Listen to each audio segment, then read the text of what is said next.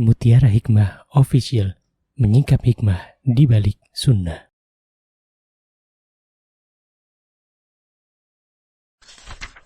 Salurkan donasi terbaik Anda untuk mendukung dakwah Mutiara Hikmah Official.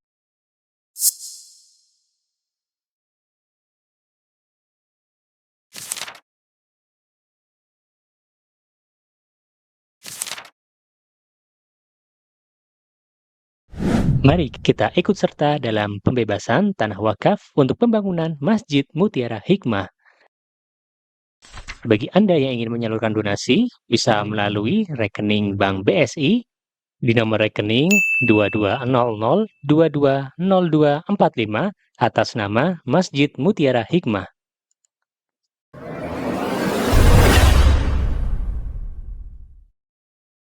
Akhwati fillah rahimani wa rahimakumullah.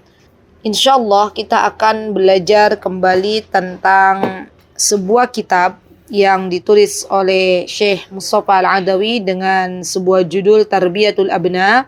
Dan hari ini kita akan belajar bersama-sama tentang kewajiban kita sebagai orang tua, wabil khusus kita sebagai ibu, untuk bisa turut serta menjaga kesehatan anak-anak kita. Jadi subhanallah ya teman-teman, bahwa tugas kita sebagai seorang ibu itu sangat banyak. Ya Masya Allah. Dengan tugas yang banyak ini kita bersyukur kepada Allah Subhanahu wa Ta'ala. Artinya kita sedang diberikan kesempatan oleh Allah Subhanahu wa Ta'ala untuk mengumpulkan berbagai macam pahala. Kita diberikan kesempatan oleh Allah Subhanahu wa Ta'ala untuk melakukan berbagai macam amal saleh. Dan amal saleh yang kita lakukan di antaranya adalah ketika kita diberikan waktu untuk membersamai anak-anak kita. Dan kita sebagai ibu hendaklah belajar kembali tentang bagaimana cara mengasuh anak-anak sesuai dengan apa yang Allah dan Rasulnya inginkan. Karena kita tahu di antara nikmat yang banyak dilalaikan oleh kita adalah ketika Allah Subhanahu wa Ta'ala memberikan kesehatan kepada kita. Rasulullah sallallahu alaihi wasallam pernah bersabda, "Ni'matani maghbun fihima katsirun minan nas." Kata Rasulullah, ada dua nikmat yang banyak dilalaikan manusia. Nikmat apa itu teman-teman? As-sihhatu wal faragh. Nikmat sehat dan nikmat waktu luang. Subhanallah. Nikmat sehat ini teman-teman terkadang kita lupa untuk mensyukurinya. Kenapa? Kita akan mensyukuri nikmat sehat ini manakala Allah Subhanahu wa Ta'ala berikan kepada kita sakit. Selama ini kita jarang mensyukuri nikmat, ya subhanallah, ketika Allah berikan kepada kita nikmat sehat untuk bisa mendengar. Ketika Allah Subhanahu wa Ta'ala memberikan kepada kita nikmat sehat untuk bisa melihat. Itu adalah bagian dari nikmat sehat. Dengan melihat kita bisa membaca Al-Quran. Dengan melihat kita bisa melihat ciptaannya Allah Subhanahu wa Ta'ala.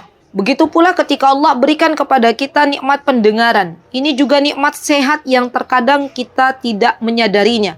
Kapan kita akan benar-benar bersyukur atas nikmat sehat, atas pendengaran yang Allah berikan ini? Ketika Allah berikan ujian kepada kita. Misalnya pendengaran kita ya tidak bisa mendengar satu ya. Maka biasanya kita akan bersyukur kepada Allah atas nikmat pendengaran. Ya Allah, dari kemarin alhamdulillah saya sudah dikasih nikmat pendengaran, sekarang kau cabut nikmat tersebut satu masih bisa mendengar. Subhanallah. Begitu pula ketika Allah berikan kepada kita anak-anak yang sehat, maka kita kadang lupa untuk mensyukurinya. Kapan kita akan bersyukur? Manakala Allah berikan ujian kepada anak kita sakit. Tapi teman-teman, ibu-ibu salihah, jangan kita menunggu anak kita sakit dulu, baru kita bersyukur kepada Allah. Syukurilah nikmat yang Allah berikan kepada anak-anak kita dari nikmat sehat itu dengan menjaganya. Nah, tugas siapa nih menjaga kesehatan anak-anak? Tidak lain dan tidak bukan adalah tugas kita sebagai orang tua. Rasulullah sallallahu alaihi wasallam beliau pernah bersabda, kata beliau, "Al-mu'minul qawiyyu khairun wa ahabbu ilallahi minal mu'minid dha'if wa fi kulli khair. Kata Rasulullah, orang beriman yang kuat, al-qawiyyu khairun, lebih baik, wa ahabbu ilallahi, dan lebih Allah cintai, minal mu'minid dha'if, daripada orang beriman tapi kondisinya lemah, kondisinya tidak kuat, kondisinya mohon maaf ya tidak sehat. Wa fi kulli khair, kata Rasulullah, dan bagi masing-masing ada kebaikan. Maksudnya begini teman-teman, ketika Allah Subhanahu wa ta'ala menguji diri kita atau anak kita dengan sakit, kemudian kita bisa menerima apa yang Allah berikan kepada kita dari sakit tersebut, dan kita bersabar atas takdir Allah, maka ini juga pahala. Begitu pula ketika ada seorang ibu diuji oleh Allah Subhanahu wa ta'ala dengan anak yang spesial, anak yang lemah, anak yang sakit-sakitan. Kemudian dia bersabar menemani ananda tercintanya dalam kondisi yang Allah berikan. Subhanallah, maka sungguh ini juga bagian dari pahala. Saya pernah teman-teman ya berjumpa dengan beberapa ummahat, beberapa ibu-ibu yang Masya Allah dikaruniai anak-anak spesial oleh Allah Subhanahu wa ta'ala. Mereka dikuatkan oleh Allah Subhanahu wa ta'ala untuk membersamai anak-anak mereka yang spesial itu. Maka saya menghibur mereka dan saya turut ya serta mendoakan semoga Allah berikan kekuatan untuk engkau, semoga Allah jadikan sabarnya sebagai tiket untuk masuk surga. Ya Masya Allah. Dan ummahat itu, ibu-ibu yang saya ajak bicara yang punya anak-anak spesial itu, ketika didoakan Masya Allah mereka gembira. Jadi teman-teman, kalau kita melihat ya ada ibu-ibu yang dikaruniai oleh Allah anak-anak yang spesial, ya siapa yang pengen dikaruniai anak-anak yang spesial? Nggak ada satupun ibu di dunia ini. Tapi itulah takdir yang mengharuskan kita semua menerima takdir Allah Azza wa Jalla dengan baik, karena itu bagian dari iman. Ya. Dan kita ambil hikmahnya. Kita ambil, tidaklah Allah Azza wa Jalla memberikan kepada kita sebuah takdir kecuali itu adalah baik. Ya, maka kita jangan nyinyirin, jangan kita mencela, tapi turut kita doakan, dan itu bagian dari akhlak yang mulia. Ya Masya Allah. Nah kemudian Rasulullah SAW juga mengatakan, wa inna liwaladika alaika haqqo. Kata Rasulullah, sesungguhnya anakmu itu, anaknya kita nih, punya hak atas dirimu. Jadi kita ini subhanallah ada kewajiban untuk mengurusi anak-anak kita. Kita ada kewajiban yang kelak Allah akan tanya kepada kita, dan kita mempertanggungjawabkannya di hadapan Allah Subhanahu wa ta'ala. Bagaimana engkau memperhatikan kesehatan anakmu? Apakah kau biarkan anakmu ya tidak kau rawat, tidak kau beri makan? Apa yang akan kita katakan di hadapan Allah? Allah akan tanya itu semuanya. Maka ingatlah wahai ummahat, ingatlah wahai saudariku, bahwa kita semuanya akan dimintai pertanggungjawaban oleh Allah Subhanahu wa taala berkenaan dengan tugas kita selaku ibu yang kelak akan kita pertanggungjawabkan di hadapan Allah Subhanahu wa taala berkenaan dengan anak-anak kita. Semoga Allah Subhanahu wa taala menjadikan kita ibu-ibu yang amanah. Semoga Allah kuatkan kita semua dalam membersamai anak-anak sampai kelak kita semua menghadap Allah Subhanahu wa taala. Amin Allahumma amin. Dan Rasulullah SAW berkenaan dengan tanggung jawab kita ibu-ibu, berkenaan dengan amanah yang diembankan kepada kita, Rasulullah SAW beliau pernah bersabda, kata beliau, ar-rajulu ra'in fi baitihi wa huwa mas'ulun an ra'iyatihi. Laki itu adalah pemimpin dalam rumah tangganya, ya, dan akan dimintai pertanggungjawaban atas kepemimpinannya. Sebenarnya hadisnya ada yang lebih panjang dari itu. Ya. Di dalam hadisnya itu disebutkan kullukum ra'in wa kullukum mas'ulun an ra'iyatihi. Kemudian warrajulu ra'in fi baitihi wa huwa mas'ulun an ra'iyatihi, dan disebutkan wal mar'atu ra'iyatun fi baiti zawjiha. Ada hadisnya, kalau kita lihat hadis yang lebih panjang ya. Maka di situ disebutkan wal mar'atu ra'iyatun fi baiti zawjiha. Seorang wanita, seorang istri, seorang ibu, ia bertanggung jawab di rumah suaminya. Artinya, kita kelak akan ditanya oleh Allah Subhanahu wa taala apa-apa yang menjadi tanggung jawab kita di dalam rumah kita. Ya, di antaranya apa? Misalnya, seorang istri dia bertanggung jawab untuk menghidangkan makanan bagi penghuni rumahnya, ya. Dan seorang istri bertanggung jawab misalnya menjadikan rumahnya surga untuk seluruh penghuni rumahnya. Dan subhanallah teman-teman, yang paling lebih besar tanggung jawab dalam sebuah rumah bukan kita sebagai seorang istri, tapi kelak yang akan bertanggung jawab kepada Allah, ditanya satu persatu dengan amanah yang Allah berikan adalah suami kita. Suami kita akan ditanya oleh Allah Subhanahu wa taala bagaimana kewajibanmu terhadap istrimu, bagaimana kewajibanmu terhadap anakmu. Suami kita akan ditanya ya siapa saja yang Allah Subhanahu wa taala berikan amanah kepadanya. Subhanallah. Dan ini berat, sungguh berat ya akhwat. Ya. Maka yuk kita bantu suami kita untuk menjadi hamba Allah yang amanah. Untuk menjadi seorang ayah yang bertanggung jawab. Untuk menjadi seorang anak yang bertanggung jawab terhadap ibunya. Untuk menjadi seorang suami yang salih bagi pasangannya. Ya, di antaranya kita ikut turut mendoakan suami kita. Ya, kita turut serta mengucapkan sesuatu yang baik di hadapan suami kita. Karena subhanallah di antara ciri istri salihah adalah ketika ia mau bahu-membahu bekerja sama dalam mentaati Allah Subhanahu wa taala. Dan suami kita itu teman-teman adalah partner kita dalam mentaati Allah Subhanahu wa taala. Maka hendaklah kita dan suami kita bersama-sama menjadikan rumah kita adalah surga kita di dunia. Baik. Syekh hafizahullah taala beliau memaparkan di dalam kitab beliau, kata beliau, hendaklah ketika orang tua belum memiliki ilmu tentang kesehatan, maka bertanyalah kepada ahlinya. Karena ini adalah perintah dari Allah Subhanahu wa taala. Ketika Allah Subhanahu wa taala, teman-teman, mengatakan di dalam Al-Qur'an, ketika Allah berfirman di dalam Al-Qur'an, apa kata Allah? Fas'alu ahladzikri dzikri in kuntum la ta'lamun. Bertanyalah kepada orang-orang yang berilmu jika engkau tidak mengetahui. Maka di sini kita diminta oleh Allah Subhanahu wa taala untuk bertanya. Ya. Boleh enggak ustazah kita belajar tentang ilmu kesehatan? Boleh. Ya, Ibunda Aisyah radhiyallahu anha saja teman-teman.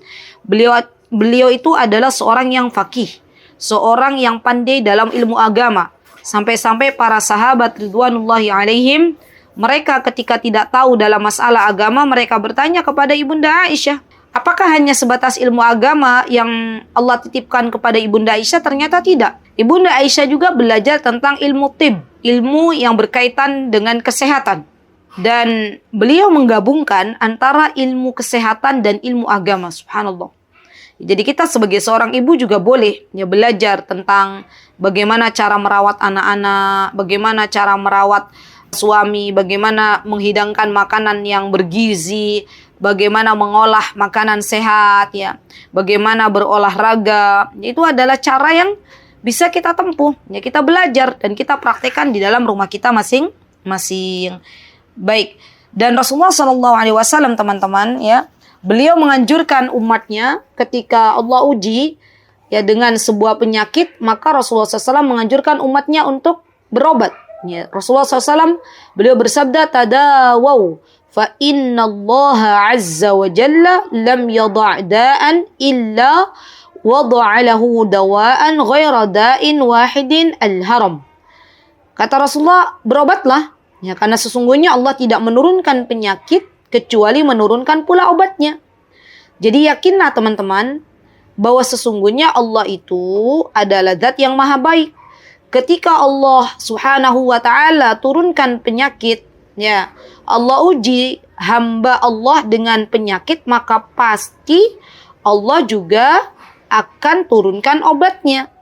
Dan Rasulullah mengatakan tidak ada obat, ya, tidak ada penyakit, ya, yang tidak obatnya kecuali apa? Usia tua. Ya, kita semua akan menghadapi usia tua. Al-haram itu adalah usia tua. Ya, maka ketika seseorang memang masanya sudah lanjut usia, sudah lansia, tidak bisa menolaknya. Ya, usia tua itu adalah usia yang kelak akan dihadapi oleh semua orang yang diberikan usia yang panjang oleh Allah Subhanahu wa taala. Maka jangan ditolak. Itu adalah sunnatullah, fitrah. Ya. Dan barang siapa yang menolak usia tua, maka akan ada sesuatu yang membahayakan. Ya. Jadi yang namanya usia tua itu bukan penyakit, tapi itu adalah sunnatullah. Baik. Dan juga kata Syekh, ya bolehnya kita mengambil sebab-sebab kesembuhan. Ya. Di antaranya misalnya ketika Allah Subhanahu wa taala memberikan sakit kepada anak-anak kita atau kepada diri kita, maka yang pertama kali kita lakukan adalah berdoa, meminta kesembuhan kepada Allah Subhanahu wa taala. Karena Allah itu adalah zat asy-syafi. Apa itu asy-syafi? Asy-syafi itu adalah zat yang maha menyembuhkan. Maka dalam doa kita kan, ya apa? Allahumma anta syafi, la shifaan illa shifauka, shifaan la yughadiru saqama. Ya, kita kan kalau misalnya lagi menjenguk orang sakit, kan kita berdoa ya sama Allah. Ya. Atau misalnya kita lagi sakit, ya kita berdoa, Allahumma ya Allah anta syafi. Engkau adalah zat yang maha menyembuhkan. Ya, Allahumma anta syafi la shifaan illa shifauk. Tidak ada kesembuhan kecuali datang dari Engkau. Shifaan la yughadiru saqama. Kesembuhan yang tidak meninggalkan bekas. Dan subhanallah teman-teman, kalau kita pelajari doa-doa, ya, maka sesungguhnya doa ini adalah bagian dari ikhtiar kita, ya. Dan doa ini juga adalah ibadah, ya. Maka kita sebagai umat Islam hendaklah turut serta meminta kesembuhan dulu kepada Allah. Jadi kalau ada sesuatu yang kita rasakan atau anak-anak kita diberikan ujian Allah, yuk kita bantu anak-anak kita untuk berdoa dulu.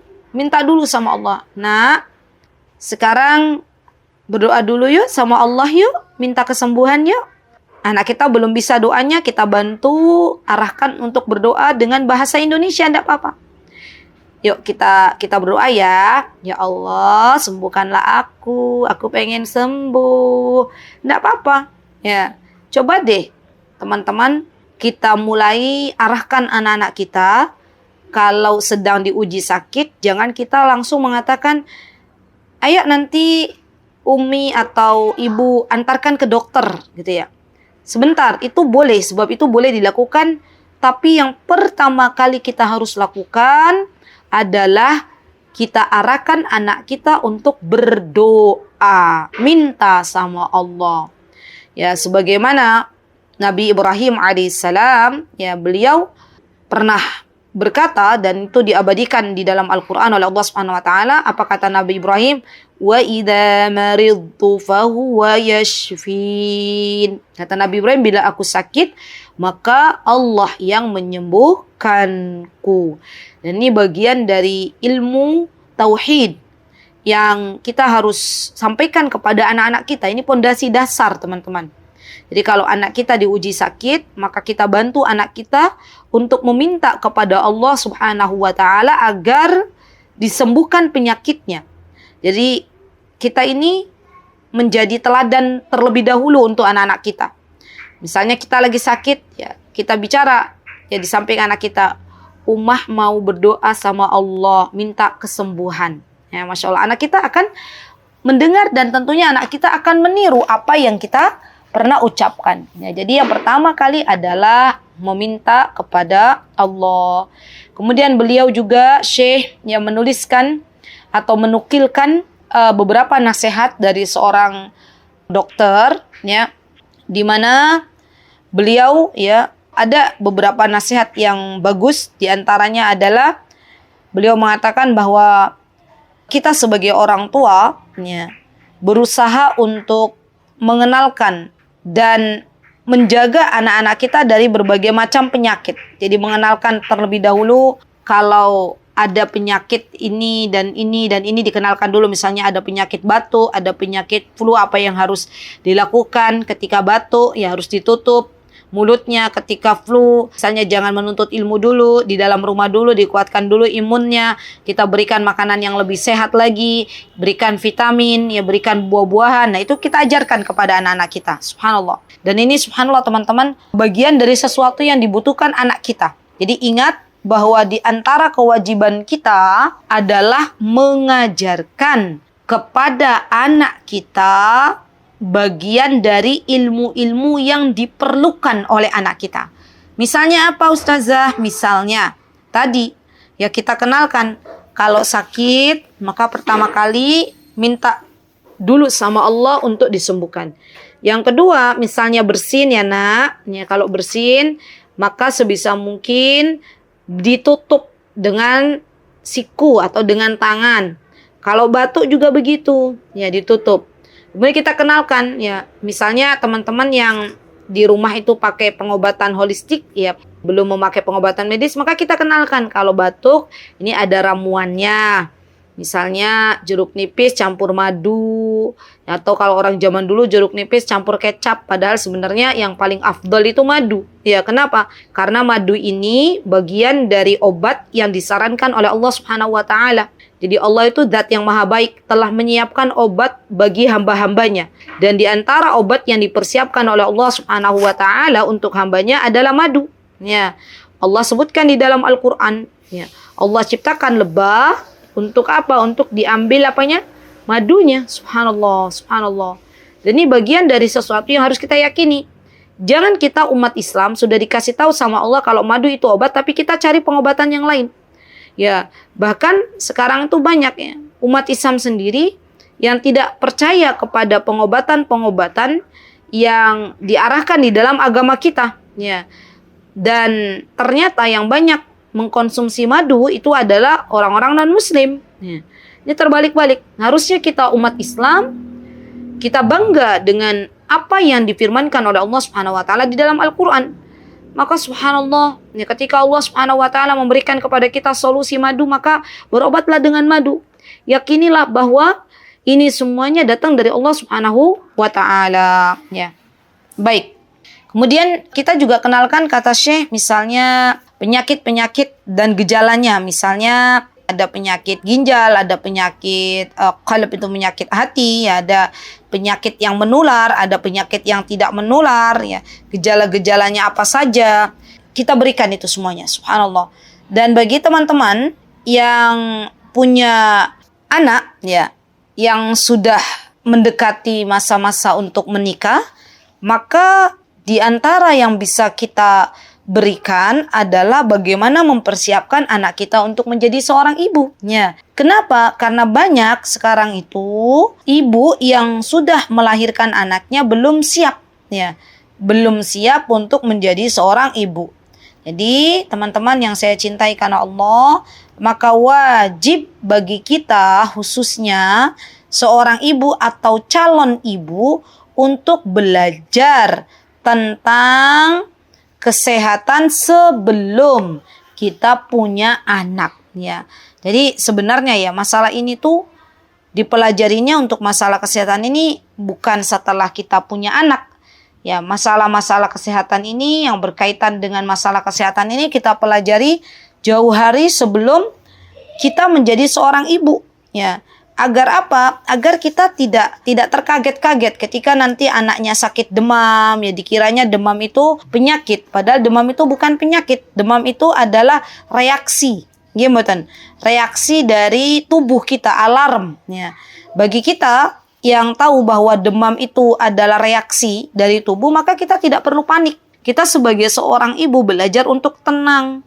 Kita sebagai seorang ibu belajar untuk bisa menerima apa yang Allah Subhanahu wa taala berikan kepada anak-anak kita.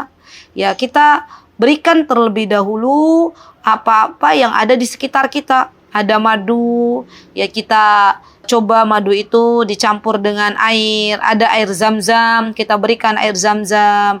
Ada tanaman lidah buaya misalnya, kita ambil lidah buaya itu kita taruh di keningnya anak-anak, itu bisa menurunkan panas. Ya, ada bawang merah. Ya, bawang merah itu Masya Allah ya teman-teman. Bawang merah ya itu Masya Allah obat juga. Ya, anak kita sakit panas, demam, ya maka kita parutkan bawang merah, kita oleskan di bagian punggungnya, ya subhanallah.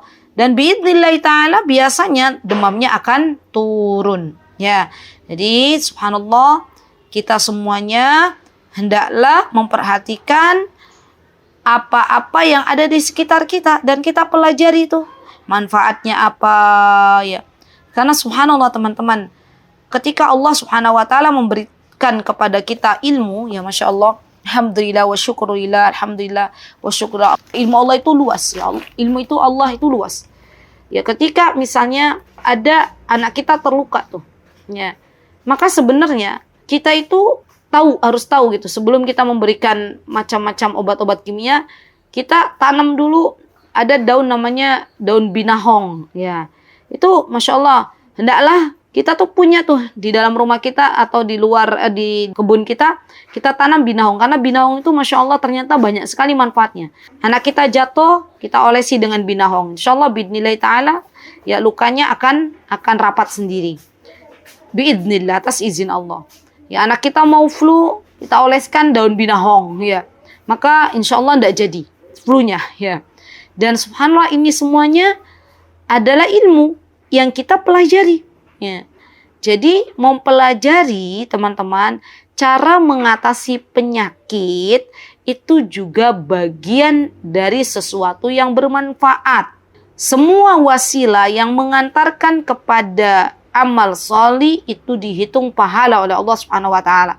Jadi kalau kita sebagai seorang ibu belajar cara menangani demam, kita sebagai seorang ibu belajar bagaimana cara misalnya ya Masya Allah, kita sebagai seorang ibu misalnya belajar bagaimana cara akupuntur, bagaimana cara akupressor, ya itu semuanya Masya Allah bagian dari ibadah. Ya, jadi Masya Allah ya, ibu itu luar biasa. Seorang ibu itu Masya Allah diberikan kekuatan oleh Allah Subhanahu wa taala untuk mempelajari banyak hal. Tinggal kita mau belajar atau tidak. Kita minta sama Allah, ya Allah berikanlah kepadaku ilmu-ilmu yang bermanfaat. Bermanfaat bagi akhiratku, bermanfaat bagi duniaku. Ya, kalau kita minta sama Allah, Allah akan beri, teman-teman. Allah akan beri, subhanallah. Dan kita berdoa kepada Allah, semoga ilmu yang kita dapatkan itu bermanfaat, minimal bermanfaat untuk diri kita dan untuk orang-orang yang ada di sekitar kita.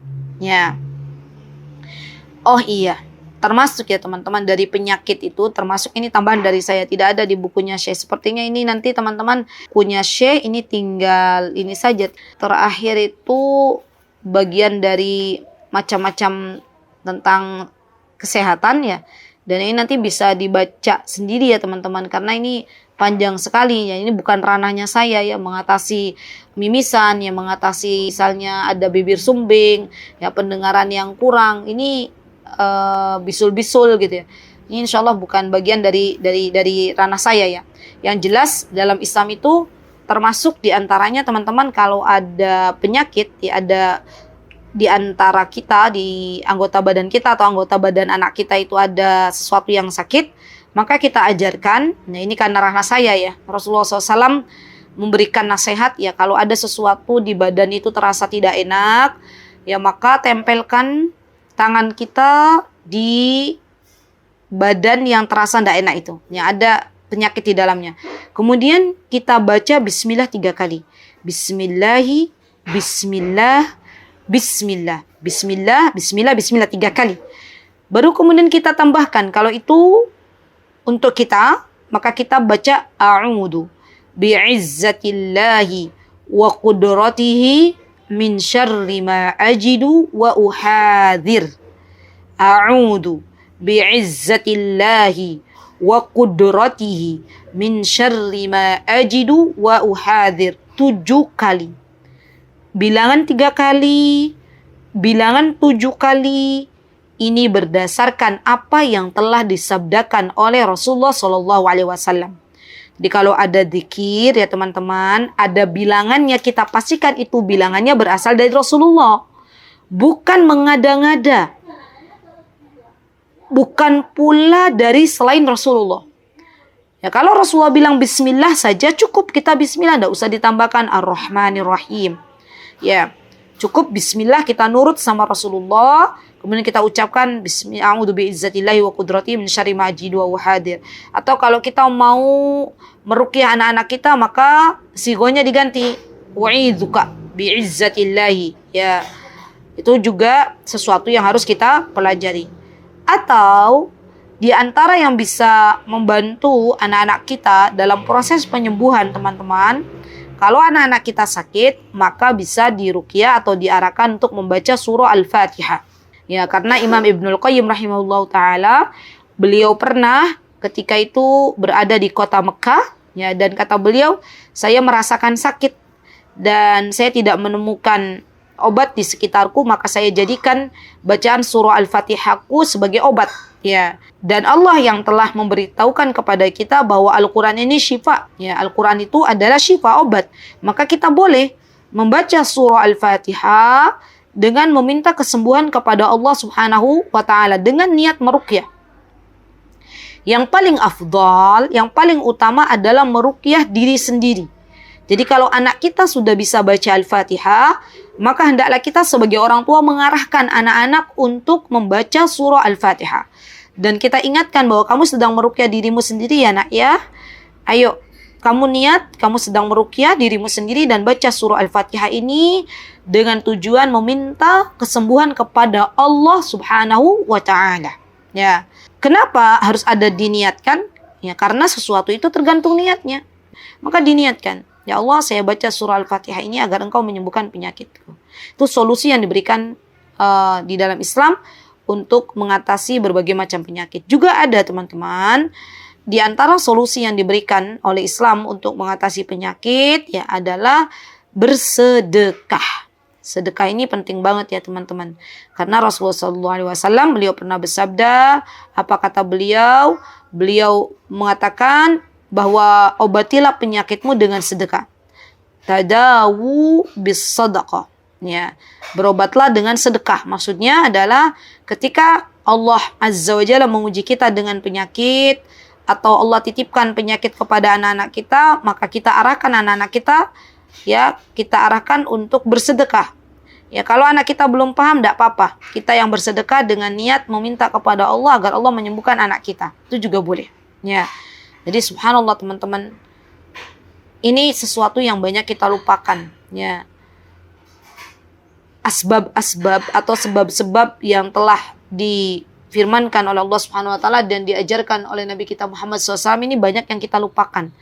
Padahal jelas kalau kita pelajari dan kita amalkan, maka manfaatnya akan banyak kita dapatkan.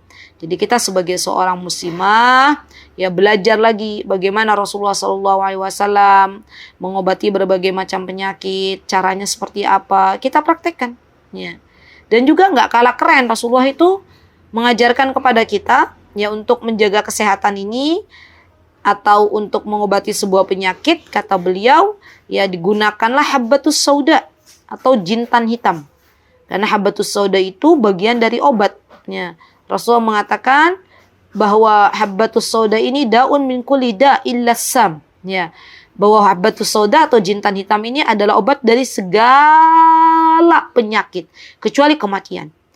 Kalau kita orang-orang beriman dan kita buktikan keimanan kita dengan meyakini sabdanya Rasulullah SAW, kita gunakan itu jintan hitam ya untuk obat, maka biidznillah ta'ala Allah berikan kesembuhan. Saya pernah berjumpa dengan salah satu jamaah di mana beliau menjelaskan kepada saya, kata beliau, ustazah, pernah anak saya itu diuji oleh Allah dengan penyakit ya. Maka saya ikhtiarkan, kata beliau, setiap hari untuk memakan, kalau beliau bukan memakan minyak tapi memakan bijinya, biji habbatus sauda. Beliau kasih pertama kali 3 ya, 3 ditempelkan di lidahnya, diminum ya. Masya Allah biidnillahi ta'ala ya, sakitnya mulai menunjukkan Masya Allah adanya perbaikan ya, Masya Allah kondisinya, Masya Allah, dan biidznillah ta'ala sembuh. Ya, Masya Allah, Masya Allah. Atau kata beliau caranya dicampur dengan madu. Ya, dengan madu sedikit dikasih perasan jeruk nipis kalau anaknya suka asam. Ya, kemudian diminumkan. Ya, Masya Allah. Ini juga bagian dari obat. Ya, Masya Allah. Masya Allah teman-teman. Jadi yang seperti ini nih yang kadang kita nggak belajar di sekolah ya. Ini perlu kita pelajari ya, Masya Allah ya. Pengobatan holistik ini sesuatu yang menurut saya ini bagian dari sesuatu yang penting bagi kita sebagai seorang ibu untuk belajar. Kemudian terakhir ibu-ibu, teman-teman yang saya cintai, berarti ini insya Allah pertemuan terakhir untuk kitab Tarbiyatul Abna ya. Terakhir teman-teman, bahwa yang namanya penyakit zaman sekarang itu bukan hanya penyakit fisik ya, tetapi ada penyakit namanya penyakit jiwa. Sebenarnya penyakit jiwa ini sudah ada dari zaman dulu, hanya menyeruak gitu ya. Rame itu di zaman sekarang. Ada depresi gitu, ada penyakit jiwa yang macam-macam gitu. Kalau kita lihat kan penyakit jiwa zaman sekarang tuh macamnya lebih banyak daripada zaman dulu, iya nggak teman-teman? Nah, untuk obatnya penyakit jiwa ini sebenarnya ada doa yang diajarkan oleh Nabi kita Muhammad SAW. Apa doanya? Kata Rasulullah SAW, kita diajarkan sebuah doa, Allahumma inni a'udzubika minal barasi wal jununi. Al-junun itu gila ya. Dan masuk di dalamnya depresi dan segala macam dari macam-macam penyakit gila. Ya, kita minta berlindung kepada Allah. Allahumma inni a'udzubika minal barasi wal jununi wal judami wa min sayyi'il asqam. Kita minta berlindung kepada Allah ya, agar tidak diberikan penyakit-penyakit yang buruk. Ya, dan ini bagian dari doa-doa kita yang kita panjatkan kepada Allah Subhanahu wa taala. Kalau nggak bisa bahasa Arabnya gimana Ustazah? Ya minta al-afiyah, minta keselamatan. Ya minta kepada Allah dijauhkan dari yang namanya depresi, ya dijauhkan kita dan anak keturunan kita, orang tua kita, orang-orang yang kita sayangi dari berbagai macam penyakit-penyakit kejiwaan. Karena banyak sekali subhanallah. Ya zaman sekarang itu ditemukan ya misalnya ada orang bunuh diri. Kenapa? Karena dia stres misalnya ya. Subhanallah teman-teman. Jadi kita sebagai ibu ya harus banyak-banyak berdoa kepada Allah. Baik untuk diri kita sendiri ataupun untuk anak-anak kita. Semoga Allah Subhanahu wa taala jauhkan kita semuanya dari berbagai macam penyakit. Baik itu penyakit jiwa maupun penyakit fisik. Karena sehat itu bagian dari kebahagiaan. Ya kalau kita minta sehat untuk ibadah, maka itu adalah sesuatu yang kita perlukan. Begitu nggih ibu-ibu. Ya semoga Allah Subhanahu wa taala kuatkan kita untuk bisa membersamai anak-anak. Semoga Allah Subhanahu wa taala solihkan anak-anak kita dan anak-anak kaum muslimin. Semoga Allah jaga anak-anak kita dari berbagai macam keburukan yang ada di zaman sekarang. Semoga Allah Subhanahu wa taala memasukkan kita semuanya kelak ke dalam surganya. Amin. Allahumma amin. Baik, alhamdulillah wa syukrulillah, kitab Tarbiyatul Abna selesai biidnillahi ta'ala. Jikalau ada kebenaran datang dari Allah Subhanahu wa taala, jikalau ada kesalahan datang dari saya pribadi, saya memohon maaf yang sebesar-besarnya. Aqulu qauli hadza wastaghfirullah li wa lakum wa akhiru da'wana anil hamdulillahi rabbil alamin. Assalamualaikum warahmatullahi wabarakatuh. Mutiara Hikmah Official, menyingkap hikmah di balik sunnah.